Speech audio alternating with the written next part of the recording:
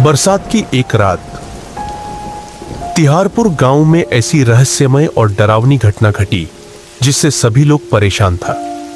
जब भीमा की चाय की दुकान पर कुछ लोग इकट्ठा होते तो वह जगह कुछ खास होती थी।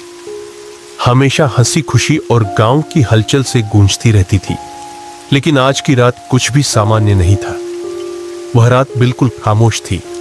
केवल बारिश की बूंदें सुनाई दे रही थी। जहां चाय की दुकान पर बातचीत की आवाजें गूंजती रहती थीं, आज कोई शब्द भी नहीं सुनाई दे रहा था। दो लोग बैठे हुए थे, रामू और हरिराम। दोनों के चेहरों पर चिंता और घबराहट साफ दिखाई दे रही थी। अगर रामू कभी हंसते हंसते चाय पीते थे तो आज वह भी चुप थे। उनकी आंखों में हल्की सी घबराहट थी।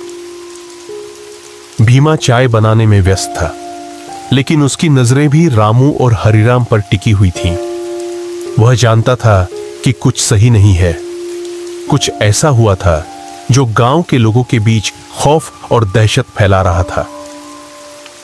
उसने चाय की एक कप तैयार की और रामू के पास रख दी, लेकिन फिर भी उसने एक भी घूंट नहीं लिया।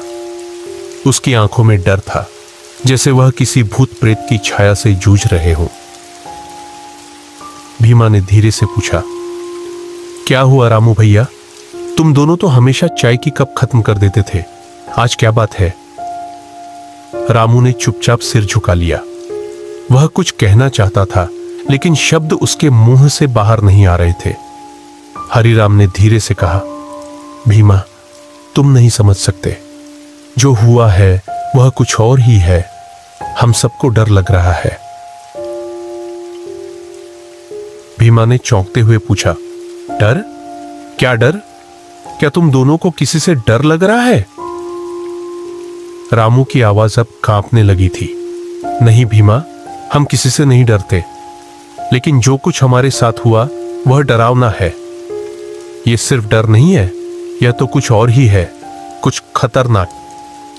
हरिराम ने सिर झुका लिया और कहा, हम दोनों रात को दूसरे गांव से आ रहे थे, लेकिन रास्ते में कुछ ऐसा हुआ कि हमें वहां से भागने पर मजबूर होना पड़ा। हमें लगता है हमसे कुछ गलत हुआ है।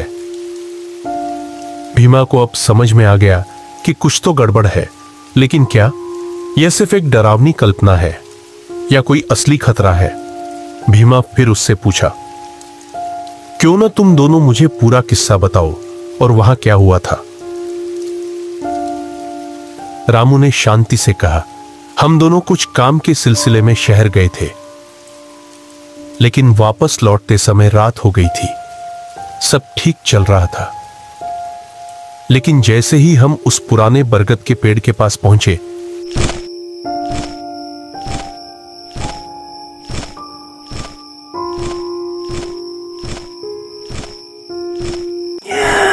हमें किसी की हल्की सी आवाज सुनाई दी। हम सोचने लगे कि कोई व्यक्ति होगा, लेकिन जब हमने देखा तो वहां कोई नहीं था। फिर अचानक हम दोनों को एक अजीब सी आवाज सुनाई दी, जैसे कोई जलते हुए अंगारे पर आह भरता है। डर के मारे हमारी हालत खराब हो गई। हरिराम ने बीच में कहा, उस रात का माहौल कुछ और ही था भीमा। अंधेरे में हमें ऐसा महसूस हुआ जैसे हम किसी और दुनिया में पहुंच गए हों। फिर हम दोनों ने देखा कि एक काले रंग की छाया पेड़ के पास खड़ी थी। उसकी आंखें चमक रही थीं और वह धीरे धीरे हमारी तरफ बढ़ रही थी। हमने कोई आवाज नहीं की, बस तुरंत वहां से भाग निकले। हमें लगता है कोई भूत या आत्मा हमें डराने आई थी।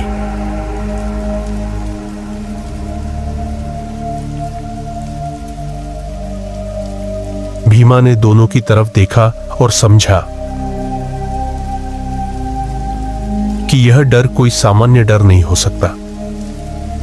उसकी आंखों में एक गहरी चिंता थी, लेकिन उसने डर को अपने अंदर दबाया और कहा,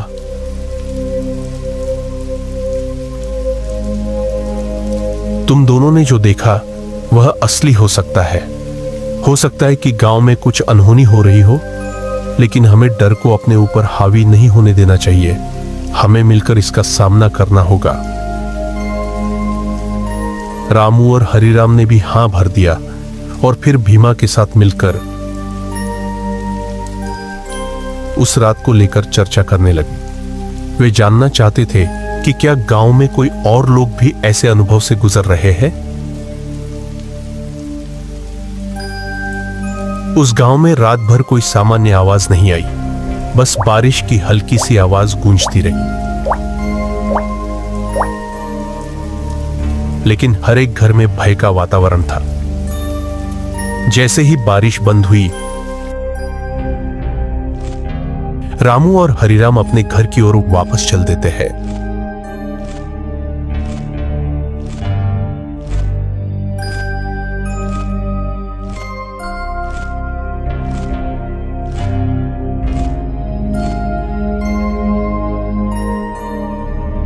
अगले दिन गांव के लोग जागे तो वे कुछ ऐसा महसूस कर रहे थे जैसे रात को कुछ बड़ा घटित हुआ हो।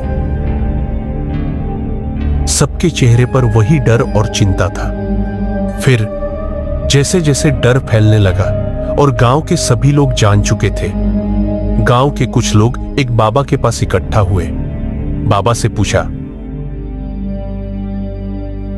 बाबा, आखिर वो पेड़ के पास कौन है जो आते जाते सभी लोगों को डराता है?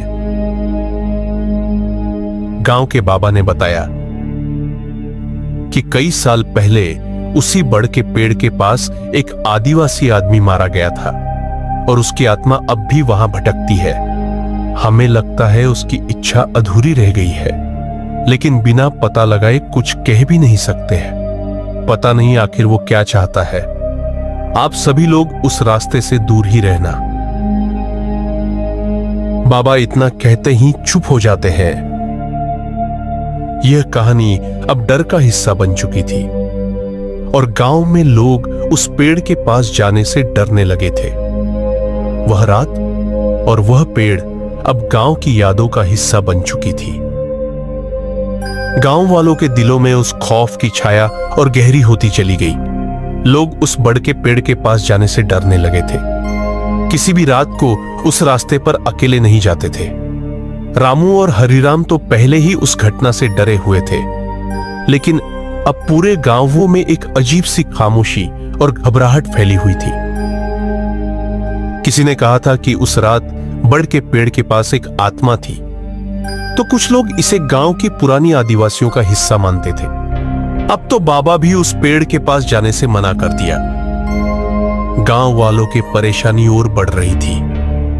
गांव वाले निराश होकर अपने घर की ओर जाना पड़ा। बाबा के आश्रम से आने के बाद भीमा रोज की तरह अपने दुकान की ओर जाने लगता है, लेकिन भीमा को रामू और हरिराम का वही बात रास्ते में बहुत परेशान कर रही थी। भीमा को यह सब बहुत ही अजीब सा लग रहा था। वह जानता था कि अगर यह डर किसी और चीज से नहीं तो एक भूतिया आत्मा से है, तो उसका हल कैसे निकाला जाए। उसके मन में एक सवाल था, क्या यह वास्तव में भूत प्रेत होते हैं या यह कुछ और ही है। उसके दिमाग में कई सवाल थे और इन सवालों का जवाब पाने के लिए उसे कुछ कदम उठाने की जरूरत थी। भीमा का मन इसे जानने को व्याकुल था, क्योंकि वह मानता था कि डर का सामना किया जा सकता है अगर सही तरीके से काम किया जाए। यही सोचते सोचते भीमा अपनी दुकान पर पहुंच जाता है।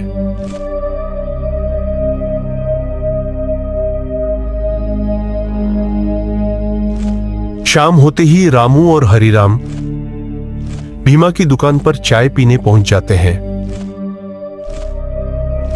तभी भीमा ने कहा, तुम दोनों से एक बात करनी है। मैं जानता हूं कि तुम दोनों उस रात से डर गए हो, लेकिन हमें डर को सिर्फ अपनी कल्पनाओं तक ही नहीं छोड़ना चाहिए। हमें असली कारण जानने के लिए उस बड़ के पेड़ के पास जाना होगा। रामू और हरिराम थोड़े डर गए, क्योंकि वह दोनों उस रात से अभी भी डरे हुए थे, लेकिन वे जानते थे कि अब उस भूत का कुछ करना जरूरी है। इसका कुछ ना कुछ समाधान निकालना ही होगा, क्योंकि गांव वाले भी इससे परेशान हो गया है। इसीलिए वह दोनों भीमा के बात से सहमत हो गए, लेकिन दोनों के चेहरों पर अभी भी डर था। हरिराम ने कहा, लेकिन भीमा, अगर वह सच में कोई आत्मा हो तो हम क्या करेंगे? क्योंकि गांव के बाबा ने भी कहा कि उस रास्ते से नहीं जाना है। अगर बाबा को बिना बताए चले गए, अगर वहां कुछ अनहोनी हो गई तो हम सब क्या करेंगे? भीमा ने आत्मविश्वास से जवाब दिया, अगर वह आत्मा है तो हम उससे बात करेंगे। हो सकता है वह हमें किसी बात का संदेश देना चाहती हो, और अगर वह किसी और कारण से है तो हमें उसे जानने की कोशिश करनी चाहिए। डर हमें कभी समाधान तक नहीं पहुंचने देता। हमें उसके सामने जाकर इस डर का सामना करना होगा। बात रही बाबा का, हम सब बाबा को बताकर वहां थोड़े जा रहे हैं। हम तीनों जाकर उस जगह देखकर तुरंत फिर वापस आ जाएंगे। हम तीनों आदमी मिलकर जाएंगे तो डर थोड़ा कम लगेगा। इतना कहते ही तीनों आदमी अब एक साथ बरगद के पेड़ की ओर बढ़ने लगे।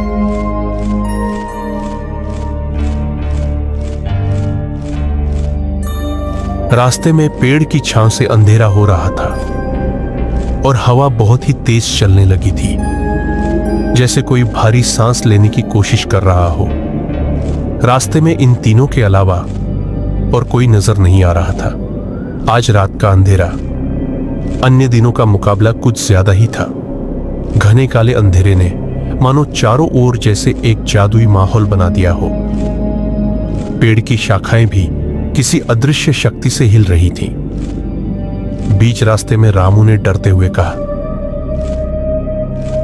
भीमा भैया, मुझे लगता है हम गलत रास्ते पर जा रहे हैं, क्योंकि रात बहुत हो चुकी है। अभी भी वक्त है, हम वापस अपने घर की ओर लौट सकते हैं। भीमा ने उसे कहा, तुम डर रहे हो रामू, यह मैं समझता हूं, लेकिन हमें इस रास्ते पर चलकर डर को अपने अंदर से बाहर निकालना होगा। वहां जाकर चेक करना होगा, आखिर उस पेड़ के पास है कौन। यही समय है रामू, हमें अपनी कमजोरी को पहचानने का और उसे परास्त करने का। हम तीनों एक साथ हैं। ऐसे ही तीनों बात करते करते आगे की ओर बढ़ते गया और उस भूतिया पेड़ के पास पहुंच जाता है। जब वे पेड़ के पास पहुंचे तो उनका दिल तेजी से धड़क रहा था, लेकिन तीनों ने उस जगह पर देखा तो उस वक्त कोई आत्मा नहीं था। अचानक हरिराम की नजरें पेड़ की जड़ों पर कुछ अजीब सी चीजों पर पड़ी। जैसे ही पेड़ की जड़ों को साफ किया, जड़ों के पास कोई मटका था। भीमा ने उस जगह देखा और कहा, यह क्या है? शायद यह मटका है, और उस मटके के पास लगता है कोई ताम्रपत्र भी है। रामू ने कांपते हुए कहा, यह किस चीज का मटका हो सकता है? पहले तो इस मटके को इस जगह पर कभी नहीं देखा है। यह मटका किसका हो सकता है? यह तो कोई चेतावनी लग रही है। हरिराम ने फिर धीरे से बोला, पहले उस ताम्रपत्र को पढ़कर चेक करना पड़ेगा कि आखिर उस ताम्रपत्र में क्या लिखा हुआ है, क्योंकि बिना ताम्रपत्र को चेक किए हम कुछ कह नहीं सकते थे।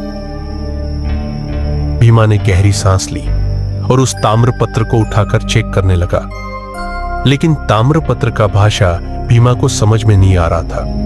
भीमा ने कहा, मुझे इस ताम्रपत्र पर लिखा हुआ भाषा समझने में मुश्किल हो रही है। यह बहुत ही पुराना भाषा है। मुझे लगता है इस ताम्रपत्र को उस गांव वाले बाबा के पास ले जाना पड़ेगा। वही बाबा इस ताम्रपत्र का हल निकाल पाएगा। रामू ने कहा, हाँ, अभी ही चलते हैं, देरी किस बात की है? कम से कम पता तो चले कि इस ताम्रपत्र में क्या लिखा हुआ है। शायद इस भूत को भगाने का कोई उपाय लिखा हो, या इस भूत की कोई अंतिम इच्छा भी हो सकती है। तो चलो, जितना जल्दी हो सके हम लोग उस बाबा के पास चलते हैं। भीमा उस ताम्रपत्र को लेकर अपने गांव के बाबा की ओर चल देते हैं। तभी तीनों आदमी गांव के बाबा के पास पहुंच जाते हैं। फिर भीमा ने बाबा को धीरे से पुकारा, बाबा, ओ बाबा।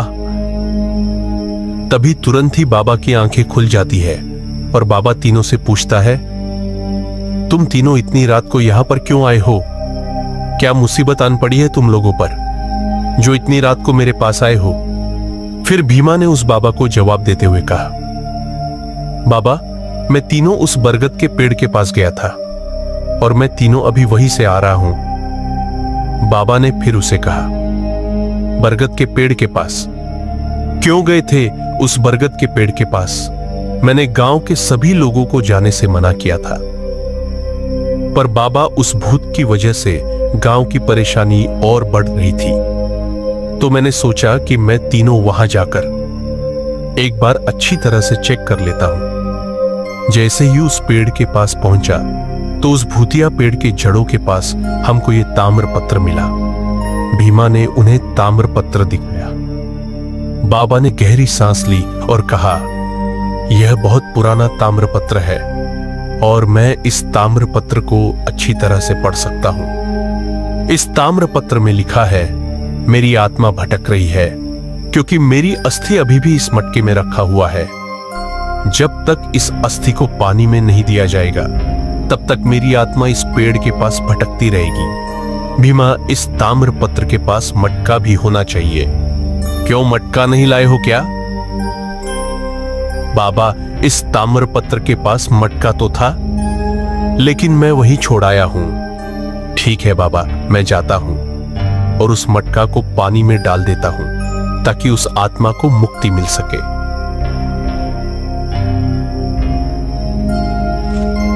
जैसे ही भीमा उस अस्थि को विसर्जन करने ले जाने लगता है, तभी उसके पीछे पीछे उस अस्थि का आत्मा भी जाने लगता है। वह रात तिहारपुर गांव में वह डर खत्म हो जाता है।